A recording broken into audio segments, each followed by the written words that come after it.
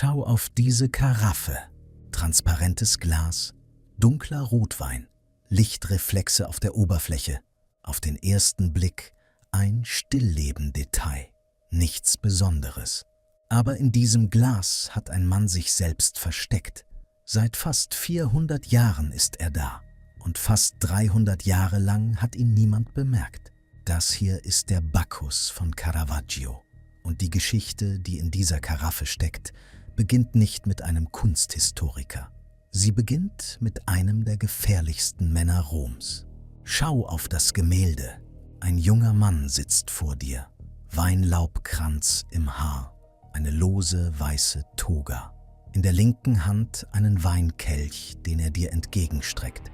Er schaut dich an, nicht wie ein Gott, wie jemand, der dich einlädt, mitzutrinken. Seine Wangen sind gerötet, seine Fingernägel leicht schmutzig. Auf dem Tisch vor ihm ein Obstteller mit halb verfaulten Früchten. Das ist der Gott des Weines, gemalt von einem Mann, der bald der berühmteste und berüchtigtste Maler Italiens sein würde. Und irgendwo in diesem Bild hat er sich selbst versteckt, kleiner als ein Fingernagel. Wo und warum?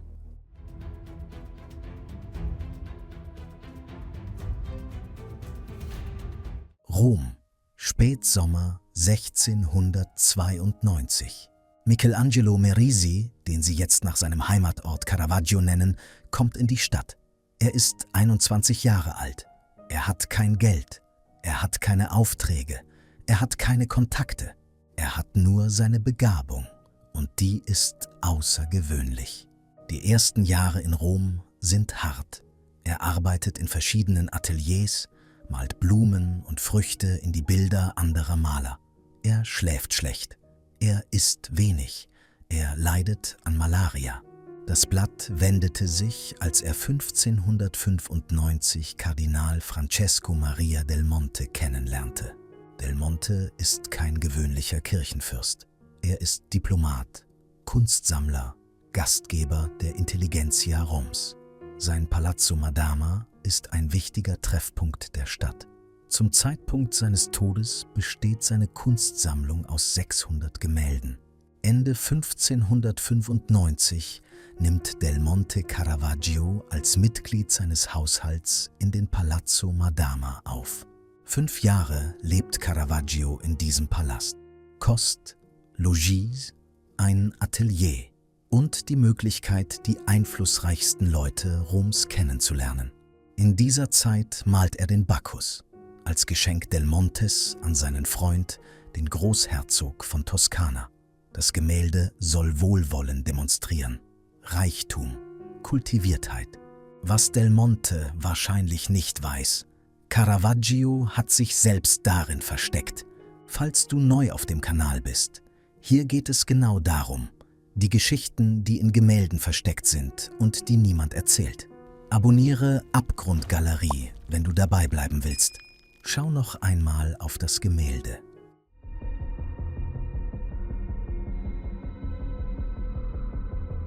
Caravaggio malt den Bacchus nicht als Gott, er malt ihn als Mensch. Bacchus sieht aus wie ein Mann aus dem Volk, wie eine jener Figuren, mit denen Caravaggio sich in Tavernen aufhielt. Die geröteten Wangen, das ist kein Malerideal, das ist Rotwein. Die schmutzigen Fingernägel, kein Olympia. Die halb verfaulten Früchte auf dem Tisch, das ist kein Überfluss.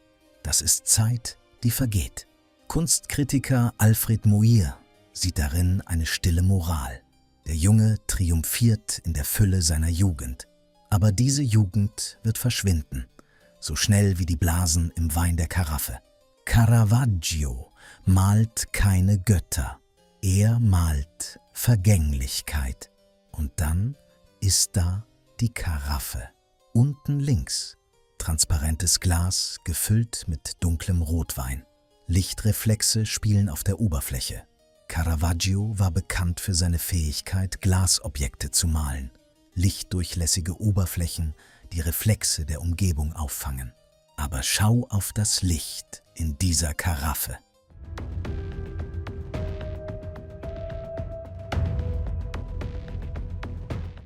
1922.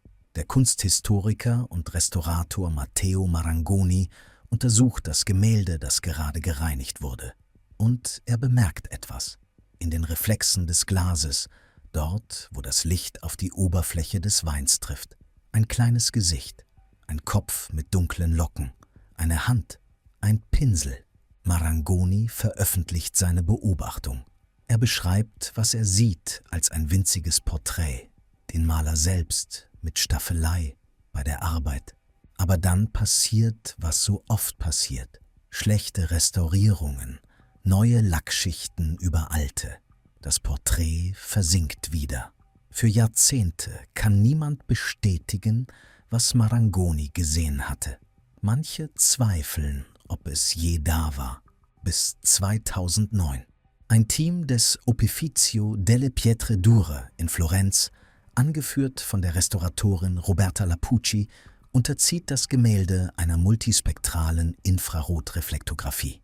Lapucci identifiziert dabei eine männliche Person mit geradem Oberkörper und ausgestrecktem Arm. Daneben ist ein kleines Gestell sichtbar, eine Staffelei. Das bestätigt die Vermutung. Es handelt sich um ein Selbstporträt Caravaggios bei der Arbeit, mit Pinsel in der Hand, im Alter von etwa 25 Jahren.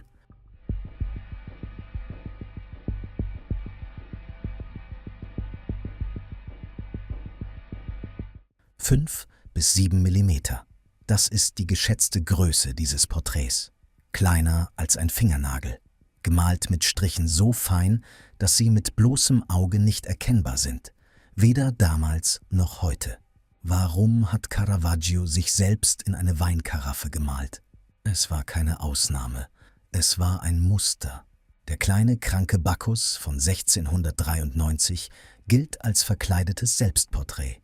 Ein junger Mann mit grünlicher Hautfarbe, Efeu in den Locken, Weintrauben in der Hand. Caravaggios eigenes Gesicht, krank, erschöpft, direkt nach einem Krankenhausaufenthalt gemalt. Die Medusa, das abgeschlagene Gorgonenhaupt auf dem Schild, der Mund weit offen, die Augen geweitet, zeigt Caravaggios Gesichtszüge. Er benutzte einen konvexen Spiegel, um sich selbst im Moment des Schreckens zu malen. In der Gefangennahme Christi von 1602 steht am rechten Bildrand ein Mann mit einer Laterne. Kein Apostel, kein Söldner. Es ist Caravaggio selbst, der Zeuge, der das Licht hält, damit die Szene überhaupt sichtbar wird. Und dann, am Ende seines Lebens, David mit dem Haupt des Goliath. Der abgeschlagene Kopf, den David in der Hand hält. Das ist Caravaggios Gesicht, gemalt, als er auf der Flucht war. Zum Tode verurteilt, ein gesuchter Mörder. Er malte sich selbst als Besiegten, als jemanden, der weiß, dass er verloren hat. Aber das Selbstporträt im Bacchus ist anders als alle anderen. Die anderen Selbstporträts sind sichtbar. Du erkennst das Gesicht. Caravaggio wollte, dass du es erkennst. Das Porträt in der Karaffe war für niemanden bestimmt. Es ist mit bloßem Auge nicht erkennbar. Damals nicht, heute nicht. Kein Auftraggeber, kein Betrachter, kein Kritiker sollte es je sehen. Nur Caravaggio selbst. Das Selbstporträt zeigt fast sicher, dass dieser Teil des Gemäldes mit traditionellen Staffeleimethoden ausgeführt wurde, nicht mit optischen Hilfsmitteln. Caravaggio malte sich selbst in die Reflexion, während er arbeitete. Er sah sein eigenes Spiegelbild im Glas der Karaffe und malte es hinein. Nicht als Aussage, nicht als Botschaft, als Signatur, die niemand lesen sollte. Ein Mann, der keine Gemälde signierte, der sagte, ein gutes Bild brauche keinen Namen, malte sich selbst in ein Gemälde, so klein, dass es erst 300 Jahre später sichtbar wurde. Das ist sein Name, in Licht und Reflexion. Der Bacchus hängt in den Uffizien, Saal 32. Kein Hinweis auf die Karaffe, kein Hinweis auf das Porträt. Die meisten Besucher schauen auf das Gesicht des jungen Mannes, auf den Kelch, der ihnen entgegengestreckt wird. Aber unten links, in dem transparenten Glas mit dem dunklen Wein, dort ist er noch, 25 Jahre alt, Mit Pinsel, mit Staffelei, arbeitend. Du kannst ihn nicht sehen, aber er hat sich selbst gemalt, damit er da ist. Das reichte ihm.